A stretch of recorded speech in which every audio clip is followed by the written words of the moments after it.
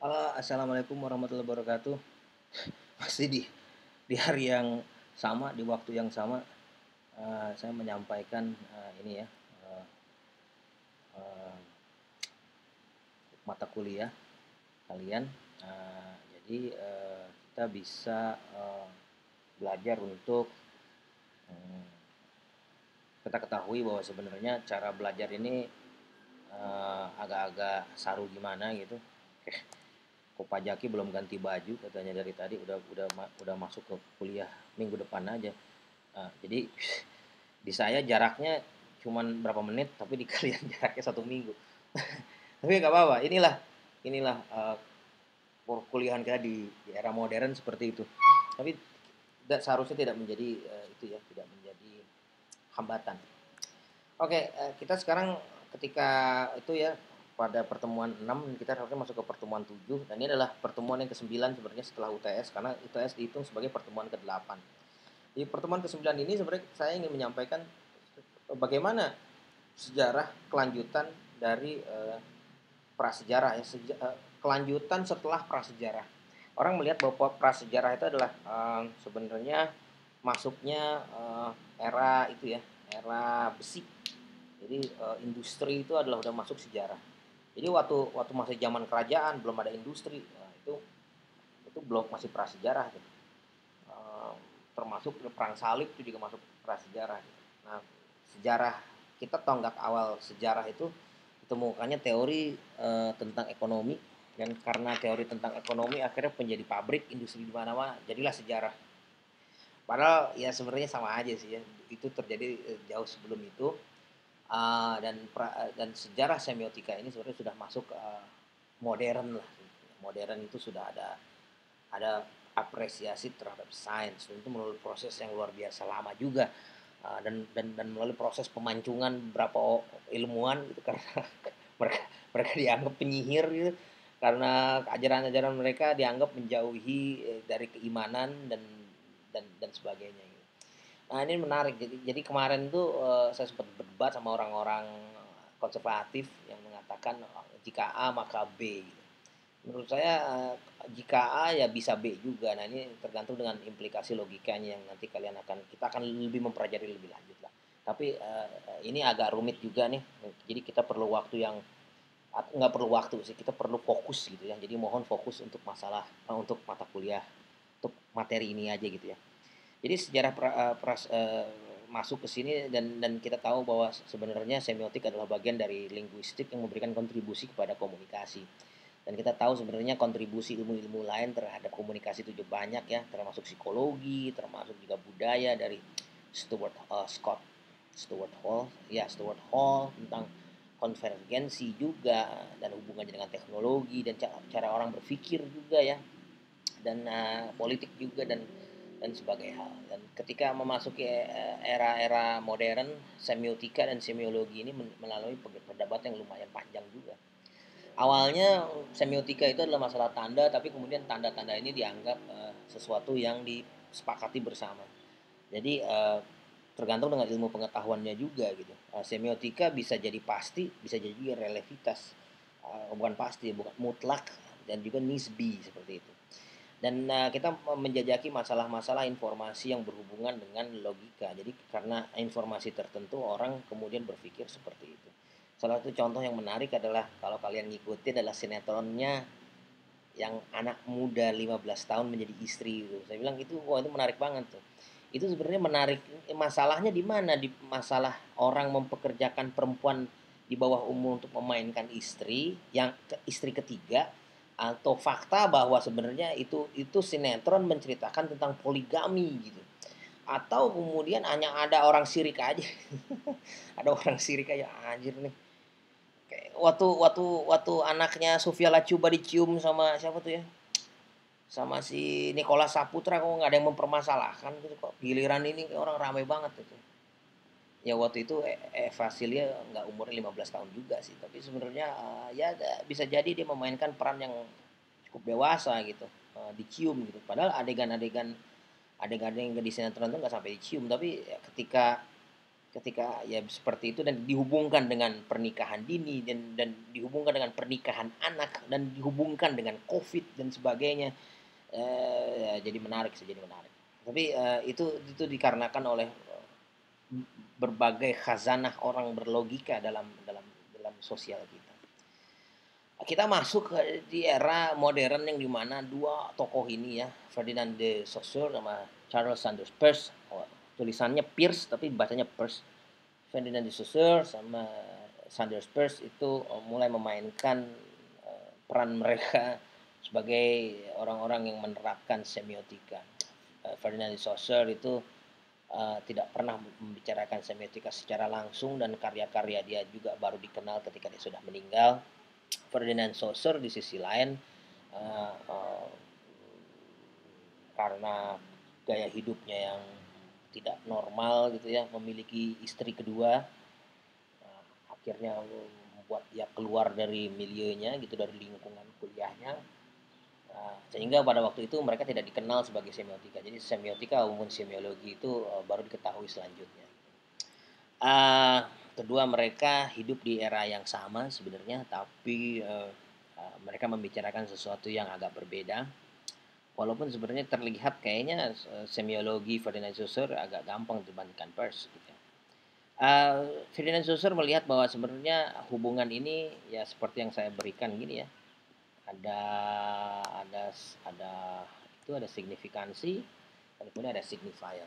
Kita melihat objek dan objek itu punya makna dan itu terus terjadi gitu ya dalam ilmu komunikasi. Itulah bagaimana kita memahami suatu fenomena, memaknai fenomena dan sebagainya. uh, Ferdinand Saussure melihat itu sebagai makna yang diat, jadi dua sided identity. Makanya saya selalu menggunakan material aspek sama mental aspek. Jadi signifier itu adalah simbol yang kita lihat, atau jangan yang kita lihat deh, yang memang benar apa adanya. Contohnya misalkan saya mau ngasih lihat di sini adalah apa ya, kacamata misalkan. Ketika orang menggunakan kacamata langsung dicap oh ini orang pintar, padahal nggak ada hubungannya. Tapi simbol ini mengatakan bahwa kamu pintar. Sama saja misalkan kamu menggunakan simbol atau logo brand merek tertentu, langsung kamu bisa dicap. Kalau ada labelisasi yang ikut disertakan dalam merek tertentu. Sama juga nih, misalkan ini kacamata, ya, dan ada kacamata yang sama seperti ini. Misalkan. Jika dipakai maknanya jadi beda. Gitu. Ya karena memang ada simbol-simbol karena kita pelajari dari kecil. Nah, dalam Ferdinand de Saussure selalu menggunakan contoh anjing. Kita lihat anjing sebenarnya kita kenapa juga harus menyebut anjing gitu ya? Anjing gitu. Anjing beda lagi. Kita melihat anjing sebenarnya kita memproyeksi semua hal yang dimungkinkan untuk dimaknai. Jadi keanjingan tuh bisa bentuknya, tubuhnya. Beda beda lagi kalau misalkan orang-orang Eropa nggak pernah menghina orang dengan kata anjing. You dog gitu. Anjing lu gitu. Orang Eropa lah anjing emang menurut mereka kalau lu dikatain anjing mungkin oh anjing kan setia gitu. Jadi, mereka beda lagi. Gitu. Kenapa kita menyebut anjing? Karena mungkin Indonesia melihat anjing itu sebagai binatang yang jorok gitu ya, yang bau dan mungkin najis gitu, membawa kotoran, bau gitu. Jadi anjing lu tuh bau najis gitu. Lu tuh nggak berhak di sini. Makanya banyak anjing digebugin gitu karena mereka melihat anjing itu sesuatu yang bisa membawa keburukan gitu. Tapi sebenarnya banyak hal yang bisa membawa keburukan. Kenapa harus anjing? Bisa bisa jadi apa jengkol lu petek lu karena bau kan bisa.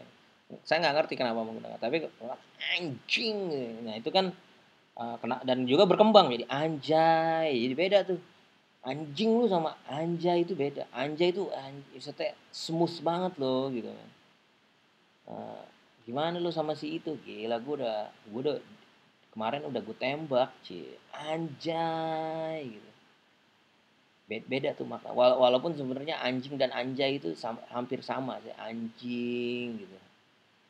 Saya dan sebenarnya semua hal tentang keanjingan ini, eee, keanjingan tuh banyak ya, keren, bau juga, tergantung dengan konteks gitu ya, tergantung dengan bagaimana kita menggunakan kata itu gitu. Nah, Ferdinand de Saussure melihat bahwa sebenarnya banyak hal yang kita bisa ambil dan dia melihat bahwa masyarakat itu adalah, makna-maknanya, kata-kata dan makna-maknanya, dan ternyata maknanya lebih banyak daripada kata-kata. Itu paling ngeri, karena maknanya berubah tiap zaman. Nah, ini, harus dibedakan juga, makanya ada bahasa slang. Makanya kalau misalkan kamu ketemu Debbie Sahertian tuh, bahasa gaul, "Akikar mawar merah," gue mau makan maksudnya itu, bukan mawar merah, akikah gitu. Bahasa bencong ya, bahasa salon. Maaf, maksud saya bahasa yang digunakan di salon, bukan artinya bencong itu buruk. Sama halnya yang saya katakan, nah itulah ketika saya ngomong bencong seolah-olah bencong tuh nggak beres gitu. Udah ah biasa aja gitu. Gue juga banyak temen yang seperti itu. Nah, bencong itu seperti apa? Misalkan perempuan yang gemulai misalkan. Ah, banyak gue punya banyak temen cowok yang kelakuannya rada-rada gitu ya gitu, flower boys disebutnya gitu. Bukan artinya mereka buruk gitu, mereka langsung langsung tahu, "Wah, iya ini, wah ini pasti cewek yang gemulai, wah itu pasti kita ingetnya ayat di Al-Qur'an Sodom dan Gomorrah gitu. Wah, itu langsung bisa bisa diturunkan azab oleh Tuhan karena akhirnya mereka dipaksa gitu jadi cowok gitu. Padahal Eke kan suka cowok kan. Ya itulah hal-hal yang kemudian dijadikan masalah, bukan menjadi masalah tapi dijadikan masalah. Karena apa? Karena pemaknaan. Karena pemaknaan itu mengarah kepada pengetahuan, itulah yang dikatakan oleh John Locke. Nah, ini berbeda dengan Charles Sanders Peirce. Sanders Peirce itu agak beda ya, juga agak rumit. Saya harus membaca sampai buset berkali-kali nih gitu, dan saya menjadi referensi yang mudah dipahami. Ini adalah gambarnya ya, dia di Amerika, ya isolated from Emilio karena dia punya istri kedua. Dia menceraikan istrinya dan punya istri lagi. Dan dia sebenarnya lebih lebih keren, walaupun sebenarnya sama. Dia bilang bahwa ada dinamika gitu, dan Saussure mengatakan di masyarakat, ada kata dan maknanya lebih banyak daripada kata. Dan ini menggunakan the dynamic interpretant atau, dan ini akan berkembang terus. Ada tabelnya malah, dan kita nggak akan membicarakan itu sebenarnya. Nanti kamu bisa lanjut di S2 untuk membicarakan hal itu. Tapi apa yang saya sampaikan ke sini cuma 50% lah dari semiotika, karena di S1 itu cuma memerlukan kalian memahami logikanya aja.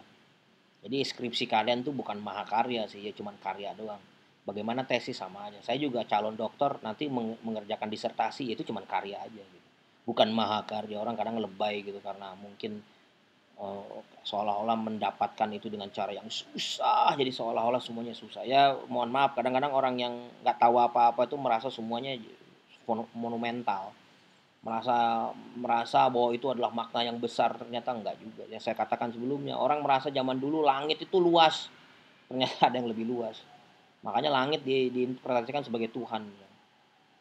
Ini kita bisa lihat. Makanya banyak orang yang kita bisa lihat bahwa sebenarnya pemaknaan-pemaknaan ini dimulai kalau Sanders Peirce ya, dimulai dengan tiga hal ini. Ini adalah nomor satu, representement, objek, sama interpretant. Uh, uh, ini the first, the second, sama the third list.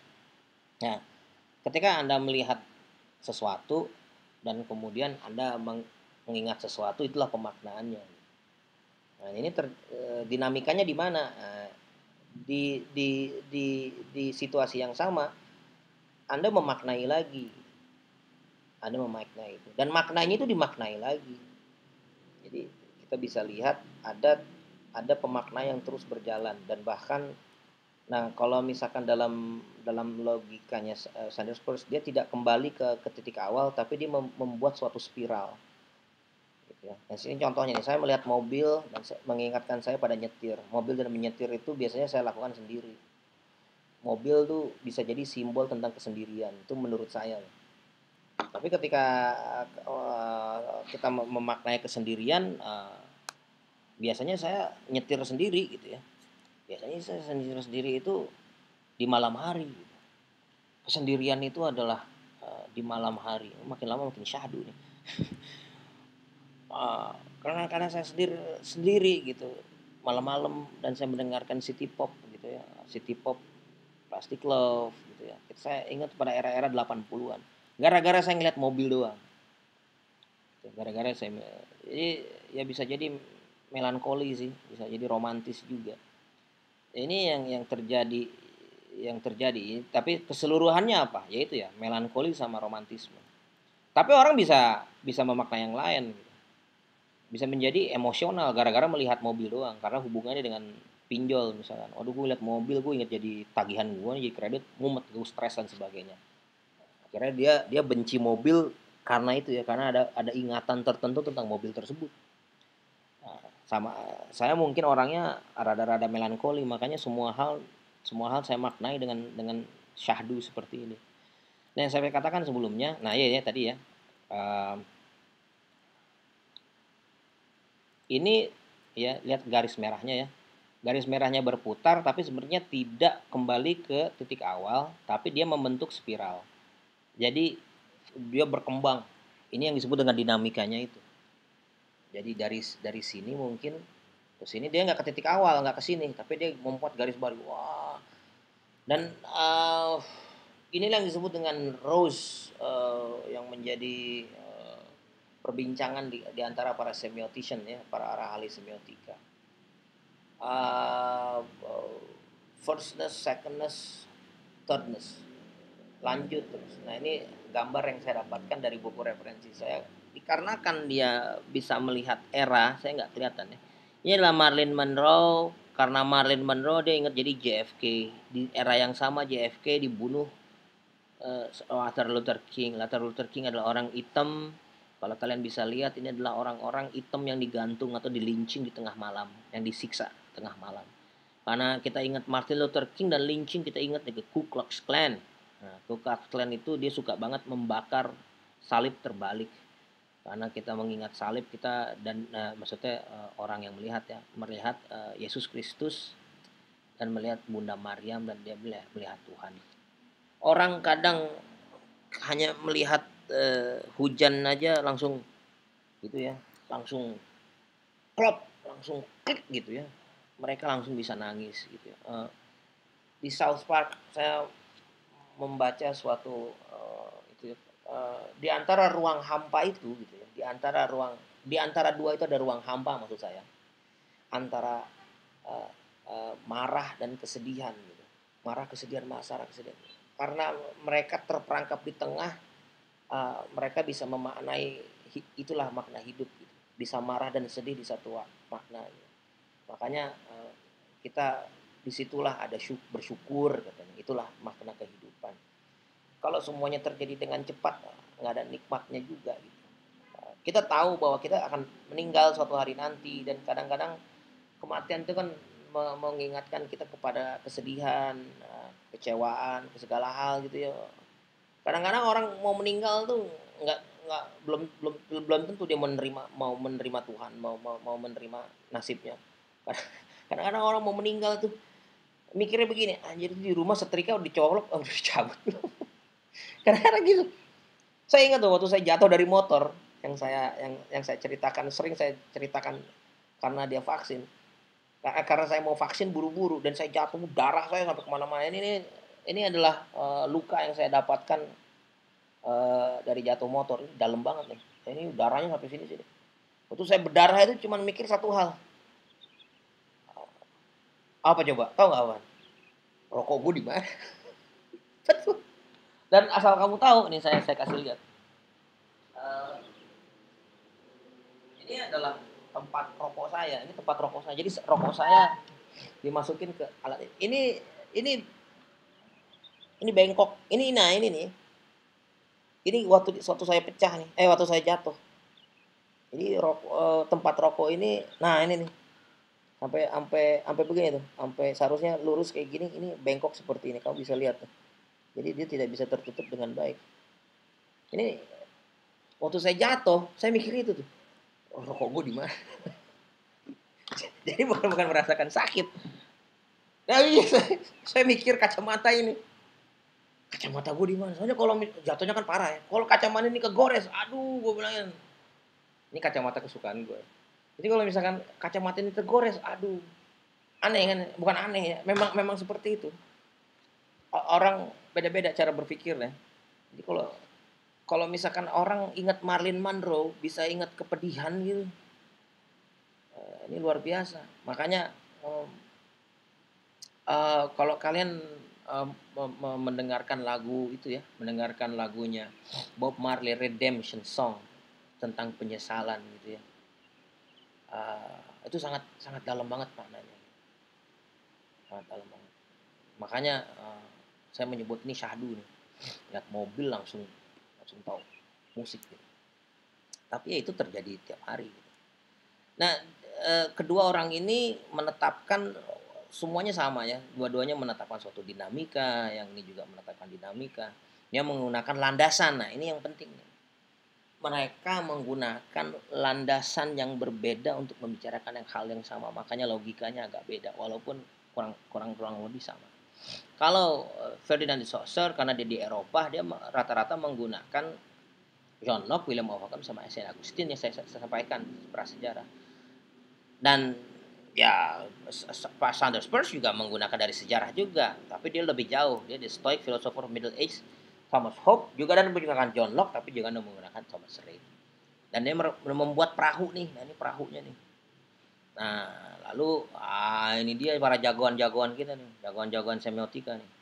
Nah, kalau kamu tahu ini Baudrillard, ini adalah Derrida, ini Barthes, yang di belakangnya adalah ini di belakangnya Derrida, ini Baudrillard, ini Barthes. Nah, ini agak kurang terkenal karena mereka nah ini yang terkenal Sebeok dengan ini Fish. Nah, ini yang di antara keduanya nih Jacobson sama Umberto Eco namanya. Nah, kalau misalkan Peirce itu Human Sign and Discourse, tapi kalau Peirce dia lebih ke arah universe dengan logikanya. Logika ini penting menurut saya. Makanya saya masukkan ke UTS sekalian. Landasan orang itu bisa beda. Ini landasan orang itu bisa beda, walaupun kurang lebih sama. Mereka membuat perahu, tapi landasan mereka beda nih. Ya contohnya di KPK deh, KPK. Di KPK saya agak kurang gimana gitu ya, agak kurang gimana karena saya kurang suka dengan perilakunya orang-orang yang konservatif yang dilabel dengan kata-kata dengan istilah kadrun misalnya. Mohon maaf, bukan kadrun salah ya.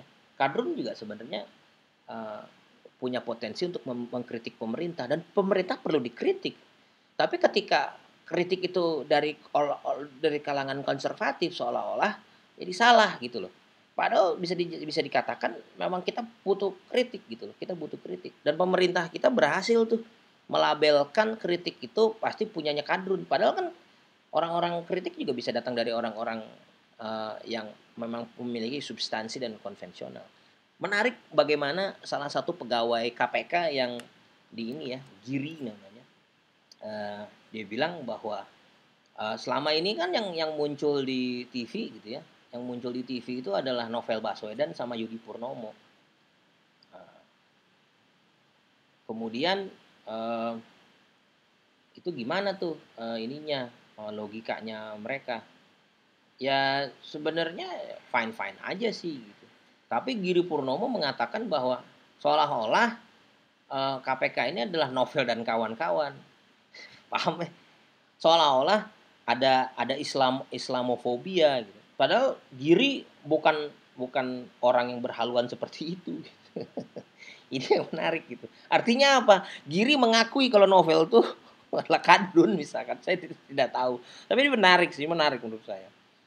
Menarik gitu. Jadi memang ada mungkin hal-hal seperti itu di KPK, tapi kemudian di KPK juga gitu loh. Jadi seolah-olah kita nggak boleh ngebelain novel. Kita harus membela novel gitu loh. Kita harus mengatakan bahwa apa yang dilakukan oleh pimpinannya salah. Kita harus bisa seperti itu. tapi juga kemudian mengiris bagian-bagian yang tidak penting. Itu yang menurut saya kita harus teliti. Dengan pengetahuan ini kita bisa teliti. Kalau misalnya kita nggak punya pengetahuan, makanya kita bisa jadi nggak teliti gitu. Ini yang menurut saya harus diperhatikan. Karena tidak teliti dan kemudian kita berpikir secara apa ya? Berpikir secara universal, akhirnya akhirnya ya udah, karena kita ngerasa ini universal, semuanya dipukul rata aja gitu. Ini yang menurut saya harus salah tuh gitu. Jadi semiologi sama semiotika seolah-olah sama, bisa dipukul rata, tapi agak beda dia di dalam perkembangannya. Tapi menurut saya itu lanjutan S2 lah. Kalian di sini hanya hanya harus bisa menggunakan metodologi-metodologi dengan tepat aja. Seperti itu. Saya kira itu aja bisa saya sampaikan. Terima kasih atas perhatiannya. Saya yakin kalian punya banyak pertanyaan ya, karena ini adalah salah satu pembahasan yang sangat berat dan saya juga harus bisa mengkontekstualkan. Makanya saya katakan ini tidak bisa dibahas secara tuntas di S1. Kamu harus lanjut, makanya harus banyak baca, dan ternyata hal-hal seperti ini, diskurs tentang semiotika dalam bahasa Indonesia itu bisa dikatakan ada tapi tidak renyah gitu. Tidak bisa dipahami. Bahasa-bahasanya gimana, bumbu-bumbunya asing gitu. Dan ini sebenarnya harus dikontekstualkan dengan kehidupan kita sehari-hari yang mudah dipahami seperti itu. Terima kasih ya. Assalamualaikum warahmatullahi wabarakatuh dan sampai berjumpa di lain kesempatan.